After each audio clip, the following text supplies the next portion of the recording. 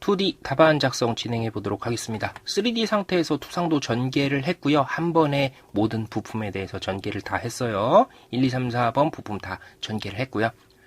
부품 번호는 첫 번째, 두 번째, 세 번째, 네 번째로 표현하는 게 맞겠네요. 번호는 다 다르니까. 자, 전개하는 내용은 하나의 기준 뷰의 좌측 우측면도, 그 다음에 평면도 저면도를 뽑았고요. 요쪽 한쪽은 같은 방식으로 기준 뷰를 한 번 더 두고 뽑았어요. 숨은 선이 다 포함된 형태, 하나는 외형선만 포함된 형태로 투상도를 뽑아서 캐드화로 가져왔습니다. 숨은 선이 있는 상태로 뽑아오는 이유는 계속 누누이 강조를 드렸으니까 잘 알고 계실 거라고 생각이 들고요. 단면 들어가는 내용에 대해서 설명을 드리도록 할 거예요.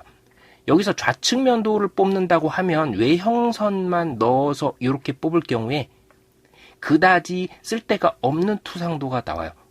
제품의 외관을 판단하는 데는 도움이 되겠지만 같은 투상도라면 속의 부분도 같이 표현을 해주는 게 훨씬 더 유용한 투상도가 되겠죠.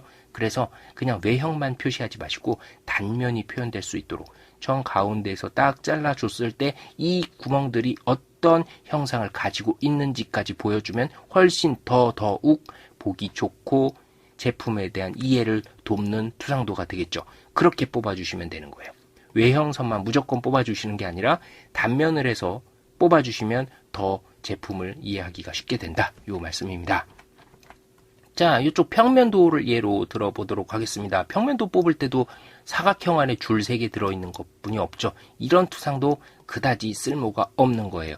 차라리 이렇게 뽑을 것 같으면 단면을 이쪽에서 해주시면 속에 탭구멍 형상이 어디 들어가서 막혀 있는지 아니면 뻥 뚫려져 있는지 그 형상을 바로 파악할 수가 있죠. 같은 자리에 들어갈 투상도면 더 유용한 투상도를 뽑아주시면 되는 겁니다. 그래서 평면도는 이쪽 단면을 기준으로 해서 뽑아줬고요. 이제 정중앙을 가로질러서 들어있는 상태는 좌측 면도에 다 표현이 됐어요. 이쪽 구멍의 형태를 표현해주는 투상도가 하나 더 있으면 좋겠어. 우측 면도 어차피 뽑을 거라면 이쪽 부분에서 단면을 해서 이 구멍의 상태가 어떻다라는 것을 보여주게 된다면 해당 투상도에서 숨은 선 지저분하게 여러 개 쓸 필요 없이 깔끔하게 해당 부분을 단면을 딱딱 한 상태로 좌측 면도와 우측 면도, 평면도 하나씩을 가질 수 있게 되는 겁니다. 그 기준으로 이 투상도를 배치를 했다. 이 내용을 알아두시면 되고요. 여러분들도 투상도 배치할 때 이런 식으로 단면을 활용해 주시면 된다라고 보시면 되겠습니다. 즉 위에 있는 이런 평면도보다는 얘가 훨씬 난 거죠. 얘는 사용하지 않는 게 좋을 것 같아요. 저면도 부분은 필요한지 필요하지 않은지 잘 모르겠습니다. 요거는 옆에 있는 투상도, 은선이 들어간 상태의 투상도를 보고 필요한지 아닌지를 판단해 주시면 돼요. 항상 말씀을 드리지만 3D에서 숨은 선이 있는 형태로 투상도를 뽑아 오게 되면 아예 사용 불가능한 투상도가 나와요. 이거는 아예 사용할 수가 없죠. 이게 뭔지 어떻게 알아요? 자, 밑에 예를 들어서 어떠한 구멍 혹은 탭구멍 같은 게 숨어 있다고 가정을 합시다. 숨은 선 자체에 치수를 기입할 수가 없죠. 이 부분에 숨은 선으로 똑같이 어떤 형태가 숨어 있다라고 표현을 해줬어도 여기서 치수를 기입해 줄 수 있는 방법이 없어요. 즉 이런 형상이 숨어 있다고 하면 밑에 부분에 정확히 외형선으로 표시가 돼 있어야지만 Y방향으로 얼마가 떨어져 있고 X방향으로는 얼마가 떨어져 있다 하고 치수를 기입해 줄 수가 있는 거예요. 그러니까 숨은 선이 있는 형태의 투상도를 보시고 해당 부분에 숨어 있는 부분이 있는지 없는지를 판단을 해 주셔야 돼요. 자, 봅시다. 우리가 지금 단면으로 표시한 형상 외에 숨어 있는 형상이 안 들어있죠. 이쪽 정면도에서 보셔도 숨어 있는 형상이 안 들어있어요. 즉 저면도는 안 그려줘도 되는 겁니다.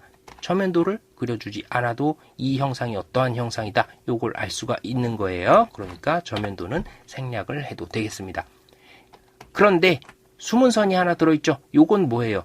뒤에 빈 부분이 있는 거. 이 표시가 돼 있으니까요. 처음부터 선을 딱 그려주도록 합시다. 요거 트림으로 잘라주도록 하고요. 나중에 숨은 선으로 바꿔주도록 할 거예요. DR 주시고 이렇게 잘라 놓도록 하겠습니다. 이제 답안 도면을 다듬어 보도록 할게요. 위에 있는 요 평면도는 아까 설명드린 이유로 불필요한 투상도다 라고 보시면 되겠고요. 평면도 위로 좀 올려주도록 하겠습니다. 이제 얘들 전체 선택해서 외형선으로 바꿔주도록 할게요. 이 부분은 수문선이죠. 수문선으로 딱 바꿔주도록 하겠습니다. 요거 혹시 놓치시면 외형선으로 표시가 될 수 있거든요. 그러니까 신경 써서 작업을 해 주셔야 돼요. 이런 부분을 놓치면 투상 오류로 감점이 되겠죠.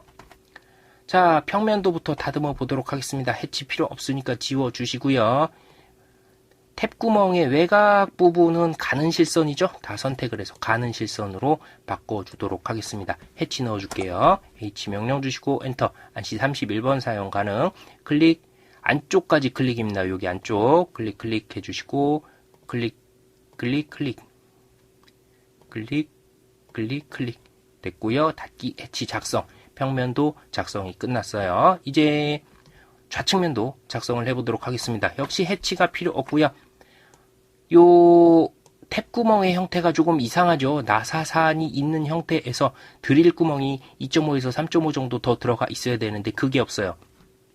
이거는 3D 자체에서 드릴 구멍 자리를 지금 안 준 거예요. 2.5에서 3.5 정도 더 주는 거 아마 기억을 하실 겁니다. 요 자리를 안 주면 이런 형태로 나오죠.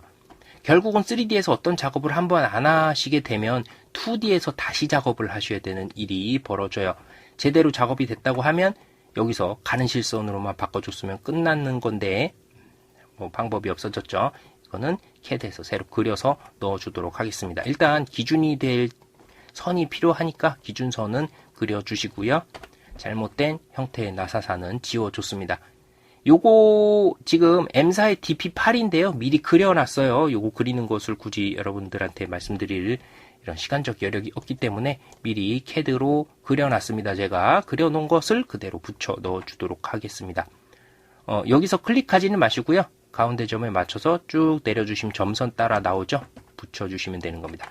이쪽도 마찬가지 방법으로 붙여주시면 되고요. 임시적으로 사용했었던 선은 지워주시면 됩니다. 누누이 강조드리지만 3D에서 먼저 드릴 구멍까지 작업을 하셨으면 요거 가는 실선으로만 바꿔줬으면 그냥 끝나는 작업이었어요. 클릭해 주시고 이 부분도 탭 구멍이니까 가는 실선으로 바꿔주시면 되겠죠. 해치 넣어주도록 하겠습니다. H 명령 주시고요. 클릭 안쪽까지 클릭 안쪽 클릭 해주시고요. 이 부분도 클릭 다 됐으면 닫기 해치 작성. 좌측면도 작업 끝났어요. 우측면도 작업 진행해 보도록 하겠습니다. 선택해 주시고 요거 해치 명령 주도록 할게요. 클릭 닫기 해치 작성 끝났어요. 투상도 작업이 다 완료가 됐습니다. 수문선 빠진 부분 없는지 꼭 확인을 해 보시고요. 단면 표시를 해 주셔야 되죠. 여기서 단면 한 개 이 녀석이고요. 이쪽에서 단면 한 개 요것이죠. 단면도 선 그리기로 선을 하나 수평하게 그려주시면 돼요. 쭉 그려주시고요. 요거 스트레치로 쭉 늘려주도록 하겠습니다. 다음 이쪽에서부터 나온 거죠. 연장해 주려고 하면 EX 명령 주시고 연장해 주셔도 돼요. 이렇게 클릭해서 연장해 주는 방법도 있습니다. 얘는 중심선으로 바꿔주시고요. LEN 명령 주도록 하겠습니다. DE 주시고 단면선을 그리기 위해서는 한 10mm 정도 빼주시는 게 좋아요. 클릭 이 부분도 클릭 해주시고 단면선에 필요한 문자 요거 그리는 방법은 이전 강의에서 설명을 드렸죠. 그대로 그린 것을 가져와 보겠습니다. 시간 관계상 그대로 그려온 내용 녹색선까지 가져오셔야 돼요. 요거 기준점을 사용하여 복사해 주도록 하겠습니다. 요쪽 점을 기준으로 해서 클릭해 주시고요. 컨트롤 V 눌러서 끝부분에 맞춰서 클릭. 요 부분 다시 선택해 주시고 기준점을 사용하여 복사. 이번에는 오른쪽 끝에 맞춰서 복사, 컨트롤 V 붙여넣기 오른쪽 끝 해주시면 단면선 표현이 다 된 거죠. BB의 단면선 표현하는 방법도 알려드리도록 하겠습니다. 로테이트 명령 사용하시면 되는데요. 요거 선택해 주시고 R5 명령 주시면 돼요. 엔터 주시고 기준점 요 근방에 아무데나 찍어주세요. 시계 반대 방향으로 돌면 그게 플러스 90도입니다. 90도 맞춰주시고 엔터. 만약에 반시계 시계 방향이 되면 마이너스 90도가 되는 거예요. 반시계 방향이면 플러스 90이고요. 요 내용 그대로 갖다가 기준점을 사용하여 복사, 붙여넣기 해주시면 되고 문자는 틀어졌으니까 틀어진 문자 사용하지 마시고 요거 지운 다음에 정식으로 서 있는 문자로 딱 맞춰서 붙여넣기 해주시면 되겠죠. 자, 이렇게 해서 첫 번째 부품의 2D 다반 도면용 투상도 전개를 마쳤습니다.